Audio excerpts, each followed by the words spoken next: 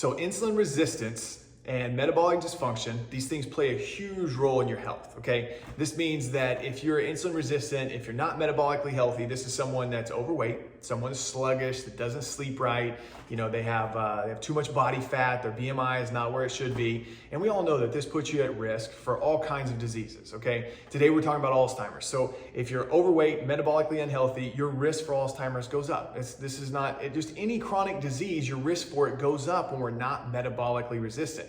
For infections, for viruses, all these things, our risk goes up when we're not metabolically healthy.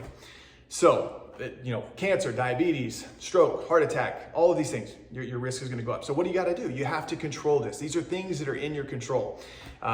When we're eating the standard North American diet, you have 70% of people that are overweight, that are obese, that are just not healthy. Okay, so the things that you can control the foods you eat. Okay, you can control how much you sleep. You can control, the amount you exercise, the amount you get adjusted, that you take care of your nervous system, the amount that you detoxify and eat organic, grass-fed foods and these kind of things. So the things that you can control, you have to control.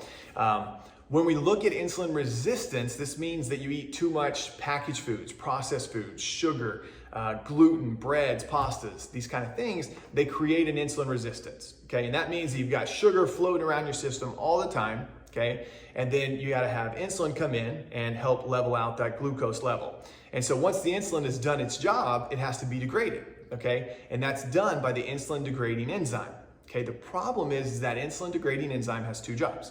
So one of it is to get rid of the insulin from the excessive kind of damage you've done from your diet. The second one is it gets rid of amyloid plaques in the brain. It helps degrade those amyloid plaques. And so we know this about Alzheimer's is that if you have too much amyloid plaque buildup in the brain, that's not good. That's going to increase the risk of Alzheimer's and dementia and these kind of things. So you have to realize that through decades of you not eating right, not taking care of your body, that when your body's constantly using that insulin-degrading enzyme to break down insulin from foods that you've eaten, it can't do its other job to clean out the brain. Okay, so and these things happen all the time. And so you have to realize that when you do this for decades, now this is where things start to build up. This is where, we start to lose cognitive ability and things don't work as well. Okay, so what do you have to do? You gotta clean up the diet. You have to realize that metabolic resistance, insulin resistance, mean you're not eating the right foods, you're not exercising, you're not sleeping, you're just not taking care of your health. These things will add up, they will build up, and decades later, you're gonna suffer the consequences of them. But these are all in your control. You can control them. You just have to put yourself in a position to realize how important this is now, because what I do now is gonna affect what I do 10 years, 20 years, 30 years down the road.